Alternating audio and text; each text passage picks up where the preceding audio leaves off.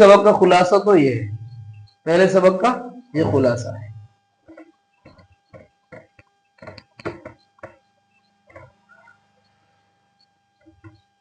اب آ جاؤ دوسرے سبق پر۔ دوسرے سبق کے اندر جو بات انسان کے منہ سے نکلتی اس کی دو قسمیں، موضوع اور محمل۔ موضوع کسے کہتے ہیں؟ معنی دار کو۔ دوسرے سبق کے اندر موضوع اور اس کی قسموں کو بیان کیا گیا ہے۔ کس کو بیان کیا بھائی؟ موضوع اور اس کی قسمیں۔ جیسے پہلے سبق کے اندر لفظ اور اس کی قسمیں بیان کی ہے، اسی طریقے سے دوسرے سبق کے اندر موضوع اور اس کی قسمیں بیان کی ہیں۔ مثلا موضوع کا دوسرا نام کیا بھائی؟ کیا ہے؟ کلیمہ۔ کلیمہ کس کو کہتے ہیں؟ معنی دار لفظ کو۔ بھائی موضوع کس کو کہتے ہیں؟ اور موضوع کا دوسرا نام کیا ہے؟ کلیمہ۔ تو کلیمہ کی تعریف کیا ہوئی؟ معنی دار لفظ۔ کلیمہ کی تعریف کیا ہوئی؟ معنی دار لفظ۔ جیسے قراستن، یہ کلیمہ ہے یا موضوع ہے؟ موضوع نہیں ہے، موضوع بھی ہے۔ اور کیوں؟ اس لیے کہ یہ معنی دار ہے، اس لیے کہ کیا ہے؟ معنی دار ہے۔ بہرحال موضوع ہو چاہے کلیمہ ہو چاہے موضوع، دونوں کا ایک ہی نام ہے، اور معنی دار لفظ کو کلیمہ اور موضوع کہا جاتا ہے۔ تو دوسرے سبق کے اندر کلیمہ یا موضوع کو یا کلیمہ، اس کی تقسیم کو بیان کیا ہے، اس کی قسموں کو بیان کیا ہے کہ موضوع کی کتنی قسمیں؟ تین۔ کتنی قسمیں بھائی؟ تین۔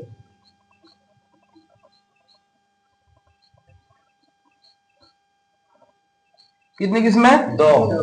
تین میں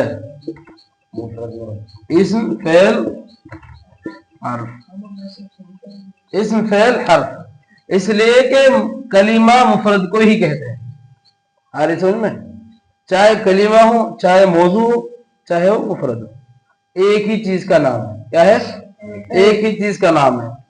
تو مفرد ہو چاہے کلمہ ہو، کلمہ کی تین قسمیں ہیں۔ کتنی قسمیں بھائی؟ تین۔ اسم فعل اور حرف، اسم فعل اور حرف۔ تو دوسرے سبق کے اندر کلمہ کی تعریف اور اس کی قسم بیان کی گئی ہے۔ کلمہ معنی دار لفظ کو کہتے ہیں، اور کلمہ کی تین قسمیں، اسم فعل حرف۔ اب آ جاؤ بات اسم پر۔ اسم کسے کہتے ہیں بھائی؟ اسم کلمہ ہے جس کا معنی سمجھ میں آ جائے اور اس کے اندر زمانہ نہ پایا جائے۔ زمانے کتنے ہیں؟ تین۔ کون کون سے؟ ماضی، حال، مستقبل۔ ماضی، حال، مستقبل۔ ماضی، حال اور مستقبل، یہ تین زمانے ہیں۔ اگر ان تینوں زمانوں میں سے کسی کلیمے کے اندر کوئی زمانہ نہ پایا جائے اور اس کلیمے کا معنی واضح ہو، اس کا معنی سمجھ میں آ جائے، سمجھ میں آنے کا مطلب یہ ہے کہ اس کا معنی دوسرے کلیمے کے ملائے بغیر معلوم ہو جائے۔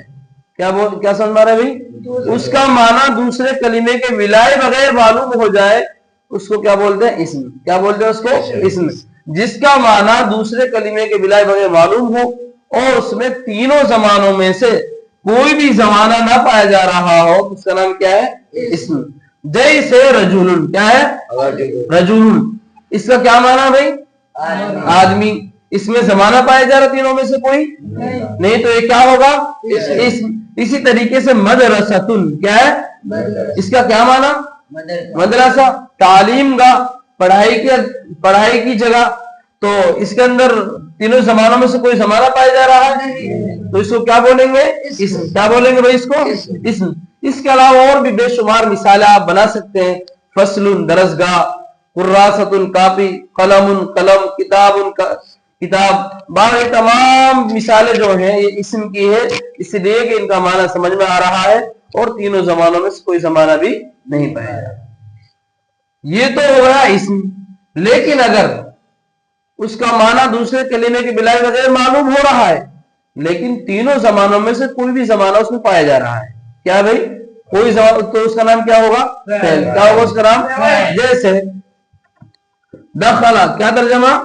وہ ایک آدمی داخل ہوا، وہ ایک آدمی داخل ہوا۔ تو اس کا معنی سمجھ میں آ رہا ہے؟ اس کے معنی سمجھ میں دوسرے کلمے کے ملائے بغیر؟ تو اس کو دوسرے کلمے کی ضرورت ہے ابھی؟ नहीं है ना, तो इसमें जमाना पाया जा रहा नहीं पाया जा रहा? कौन सा पाया जा रहा है? जमाना है माजी। तो इसको इसम बोलेंगे या फेल बोलेंगे? क्या बोलेंगे?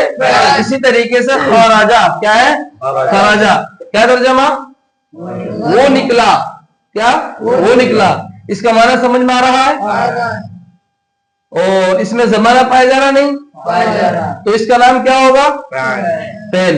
इसके अलावा इसकी भी बेशुमार मिसाल आप बना सकते हैं। दखला खराजा को छोड़कर जराबा है, नसरा है, फतह है, समिया है, करूमा। इसी तरीके से इनका मुजार है यंसुरु, यंसुरान, यंसुरूना, तंसुरु, तंसुरान, यंसुरना। ये तमाम मिसालें फेल की हैं, इसलिए कि इनका माना समझ में आ रहा है और इसमें तीनों जमानों में कोई जमाना पाया जाता है। आ रही समझ में? हाँ। और हर्फ, जो तीसरी किस्म हर्फ है वो इस्म और फेल से हटकर है।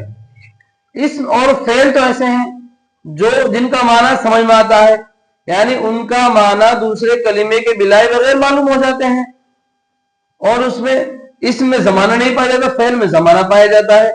लेकिन हर्फ ऐसा कलीमा है जिसका माना ही दूसरे कलीमे के बिलाए बगैर मालूम नहीं होता, जिसका माना दूसरे कलीमे के मिलाए बगैर ही मालूम नहीं होता। इसका नाम क्या है भाई? हर्फ। जैसे मिन, क्या है? क्या तर्जमा इसका?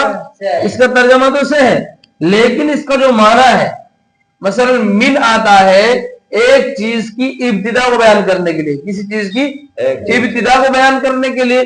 तो इसने यहां अगर सिर्फ मिन को और बाकी रखा जाए तो इससे किसी चीज की इब्तिदा हो सकती है? जब तक आप इसके बाद किसी इसम को नहीं लाएंगे तो मालूम होगा किस चीज की इब्तिदा के लिए आया है। मसलन कहा जाए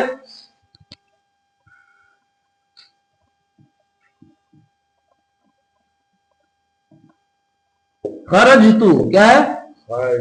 खरजतु मिनल मदरसती, खरजतु मैं मदरसे से निकला।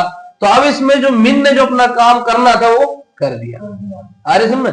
लेकिन अगर अल मदरसती को जिक्र ना किया जाए, सिर्फ मिन को जिक्र किया जाए तो वो माना अदा नहीं हो सकता।